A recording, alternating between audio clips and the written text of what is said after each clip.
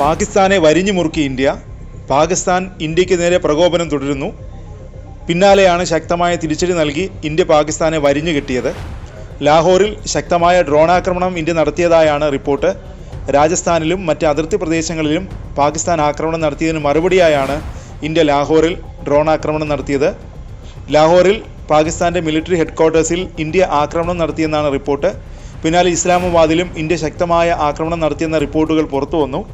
ലാഹോറിലും സിയാൽകോട്ടിലും India missile ആക്രമണം നടത്തിയെന്നാണ് ദേശീയ മാധ്യമങ്ങൾ റിപ്പോർട്ട് ചെയ്യുന്നത്.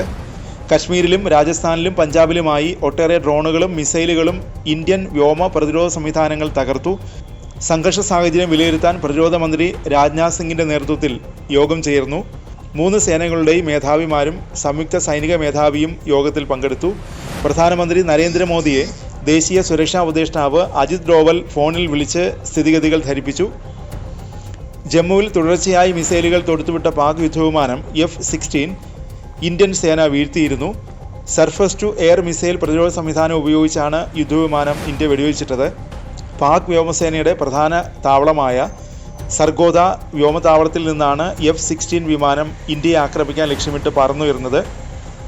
സർഗോദയ്ക്ക് സമീപം വച്ച് തന്നെ ഇന്ത്യയുടെ സാം പ്രതിരോധ സംവിധാനം യുദ്ധവിമാനം തകർക്കുകയായിരുന്നു. പാക് വ്യോമാക്രമണം നേരിടാൻ S-400, L-70, Su-23, ഷിൽക്ക തുടങ്ങിയ വ്യോമ പ്രതിരോധ സംവിധാനങ്ങൾ ഇന്ത്യ വിന്യസിച്ചിട്ടുണ്ട്. ജമ്മു, പത്താൻകോട്ട്, ഉധംപൂർ സൈനിക താവളങ്ങളിൽ പാകിസ്ഥാൻ മിസൈൽ ഡ്രോൺ ആക്രമണ ശ്രമം നടത്തിയെന്നും എന്നാൽ ആർക്കും ജീവഹാനി ഉണ്ടായിട്ടില്ലെന്നും ഇന്ത്യൻ സൈന്യം പ്രസ്താവനയിൽ അറിയിച്ചു. ജമ്മുവിൽ പാകിസ്ഥാൻ നടത്തിയ ഡ്രോൺ മിസൈൽ ആക്രമണ ശ്രമം ഇന്ത്യ തകർത്തതിന് പിന്നാലെയാണ് യുദ്ധവിമാനവും വെടിവെച്ചിട്ടത്. ജമ്മു വിമാനത്താവളം ലക്ഷ്യമിട്ടായിരുന്നു പാക് ആക്രമണ ശ്രമം.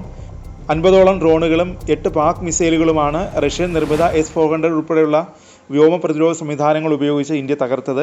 ജമ്മുവിനെ കൂടാതെ രാജസ്ഥാനിലും പഞ്ചാബിലും പാകിസ്ഥാൻ്റെ ആക്രമണ ശ്രമം സൈന്യം പരാജയപ്പെടുത്തിയിട്ടുണ്ട്. മുൻകരുതലിൻ്റെ ഭാഗമായി ജമ്മുവിലും പഞ്ചാബ്, രാജസ്ഥാൻ അതിർത്തി മേഖലകളിലും വെളിച്ചമണച്ചു.